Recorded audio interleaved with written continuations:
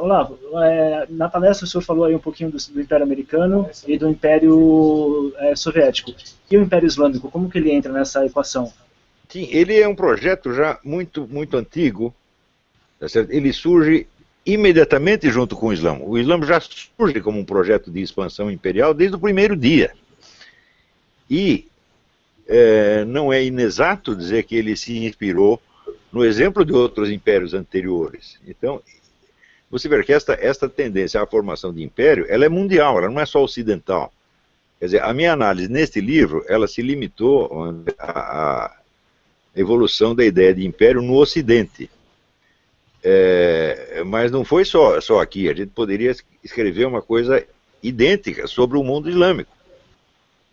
Ou sobre os impérios africanos, por exemplo. Na África houve impérios imensos que ocuparam ali metade do continente, dominavam os outros, escravizavam os outros.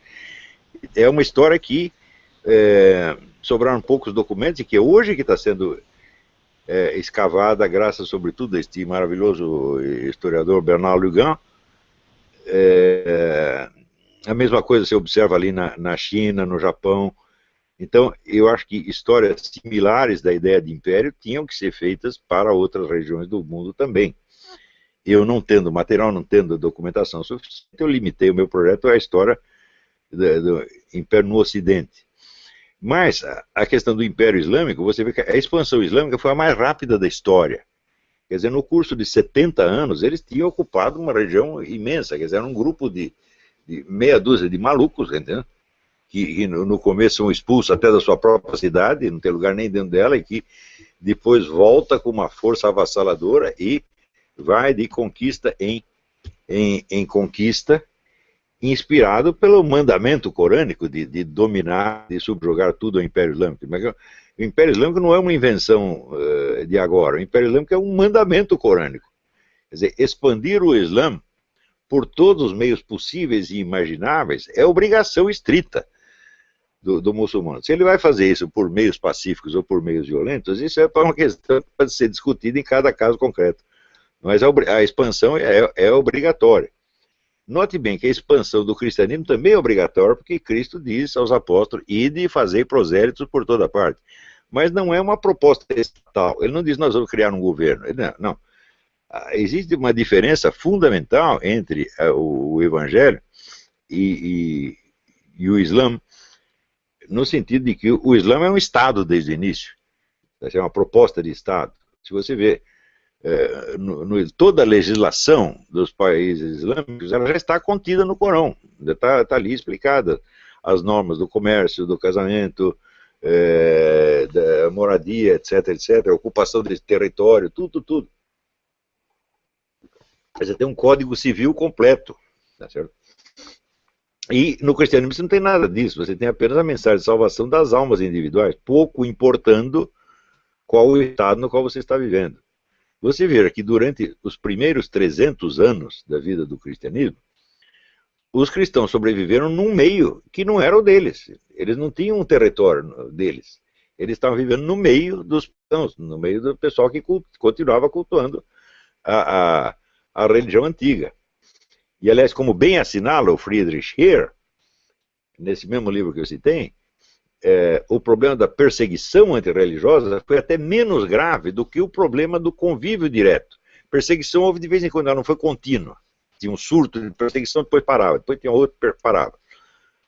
Mas a convivência do cristão no meio não cristão era uma realidade de todos os dias. Então quer dizer que as ideias se interpenetravam e misturavam, e cada um, o sujeito ouviu lá, ele leu não sei quem, Cícero, tá certo? E depois viajou para a Pérsia e catou uma ideia aqui, outra lá, e daí ouvia a pregação cristã, misturava e fazia lá um novo negócio. Então isso quer dizer, o surgimento do fenômeno das heresias também acompanha o cristianismo desde o primeiro dia. Você não tinha nem um Estado para garantir a ordem, nem você não tinha nenhum tipo de autoridade. Quer dizer, o Papa exercia autoridade sobre os cristãos, mas não no meio em torno. Então esta contaminação das ideias provocou um florescimento de heresias que foi um negócio extraordinário. Agora, você precisa ver o seguinte, que também, doutrinalmente hoje, você vê uma distinção muito clara entre o que é a doutrina católica tradicional e o que são as heresias. Mas na época não era assim, estava tudo misturado.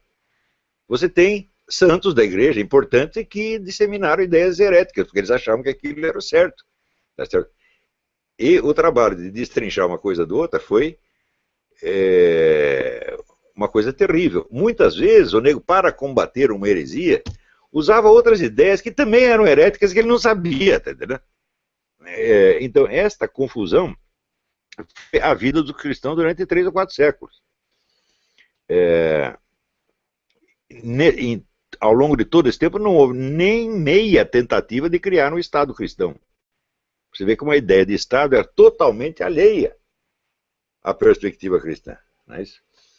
A ideia vai surgindo, né? Primeiro,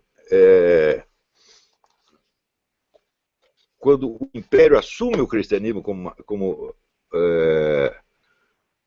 religião majoritária, o que não foi obra de Constantino, foi o seu antecessor, cujo nome agora me escapa. Todo mundo falava, Constantino. Eu falei, que Constantino, uma pinóia? A gente já estava pronto antes. Então, de repente, ele pega lá os bispos e tal, começa a nomear ministro e tal, e dá um estado para o nego governar e tal, e ninguém tinha experiência nenhuma disso, né? E depois surge uma experiência quando das invasões bárbaras chegam mais profundamente no Ocidente. Então, você tem a organização da resistência contra os bárbaros, e isso é impossível se alguma administração. Então, os padres vão assumindo gradativamente várias funções de administração. Até a função do registro civil. Você vê que em certas regiões atrasadas do Brasil, as pessoas... Eu sei disso porque eu participei do recenseamento escolar em, sei lá, quando foi... Eu tinha uns 19 anos, né? E a gente entrava no matagal, andava dias e dias, achava lá a cabaninha, e o único documento que os caras tinham, eles chamavam de batistério. A certidão de nascimento era o único documento que tinha. Então você via lá e fala, puxa vida, eu estou aqui, né, na Europa do século 6, 7, né, onde não tinha registro civil, o único documento era o batismo. Então, graças a esses dois fenômenos, vamos dizer, da absorção da religião pelo Estado romano, e depois a necessidade de organizar o território para resistir às invasões, isso aí foi aos poucos desenvolvendo a ideia de um Estado cristão. Ideia que, presta atenção, ela não é inerente à doutrina cristã. Ela é, como dizer, uma possibilidade que está dentro dela. É isso. Mas, quando você vê, por exemplo, quando surge no século XX, na Itália e na Alemanha, um partido chamado Democracia Cristã. O que é Democracia Cristã? É um partido cristão que concorre às eleições e pode governar o país sem implantar o cristianismo como religião oficial. É uma concepção completamente diferente do que tinha no Império. Isso para vocês verem que não existe nenhuma política, nenhum modelo de Estado que seja inerente ao cristianismo. Não tem nenhum. Às vezes ele defende um, às vezes defende outro. Agora, no Islã não. No Islã você já tem a proposta de um Estado. Você só não tem... Veja, isso foi a tragédia do Islã. Só não estava definida a linhagem de sucessão.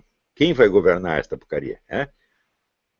Então, justamente no dia seguinte à morte do profeta, Maomé, surge a disputa entre duas facções desde dentro da família dele. Essas duas facções existem até hoje, que são os xiitas e sunitas. Mas no resto, o Código Civil também teria pronto. Então você tem a ordem social. Agora, procuram o Código Civil no Evangelho. Você não tem uma palavra de nada. Então tudo foi sendo inventado aos trancos e barrancos. Então essa é uma diferença fundamental entre os impérios ocidentais, que muitos se inspiram na cristandade e tentam traduzi-la de algum modo. Tanto o Império de Carlos Magno se apresenta como um império cristão, quanto, vamos dizer, as expansões imperiais dos Estados-nações a partir do século XVI também se apresentam como porta-voz do cristianismo, mas é o cristianismo tal como eles o entendem. Não é uma coisa que seja deduzida logicamente da doutrina da igreja, que seja uma aplicação literal da doutrina da igreja. São adaptações. E o número de adaptações é tão variado, tão grande, que cria conflito entre um e outro o tempo todo. Então, essa é uma diferença fundamental entre o Império Islâmico, que tem uma continuidade desde o primeiro dia até hoje, pelo menos uma continuidade ideológica tem até hoje, e a dos impérios ocidentais, que foram sempre improvisos, de algum modo. Tanto que nenhuma ideia imperial conseguiu jamais se consolidar no Ocidente. Você não tem um império, tem impérios que sobem e caem, sobem e caem, sobem e caem. Ao passo que, se você falar de Império Islâmico, ele também teve várias versões, mas elas são todas baseadas na mesma doutrina literal. Não são interpretações mirabolantes que as pessoas estão fazendo. Você pega o mesmo Corão e diz, ele tentou lá, deu errado, agora vamos pegar o mesmo modelito e vamos fazer aqui de novo. O Islã começa a cometer violência quando? No dia da sua fundação. Por quê? Porque ele é a proposta de um Estado. E o Estado contém necessariamente tanto elementos pacíficos quanto elementos belicosos. Então você vai ver a mistura dessas duas coisas desde o primeiro dia. O cristianismo não tem isso porque ele não é a proposta de um Estado. Ele se funde com outras propostas de Estado mais tarde e, portanto, se torna corresponsável pelas violências cometidas por esse Estado. Mas não no sentido de que o cristianismo gerou isso. Não. Foi um acordo posterior com forças estranhas que gera isso.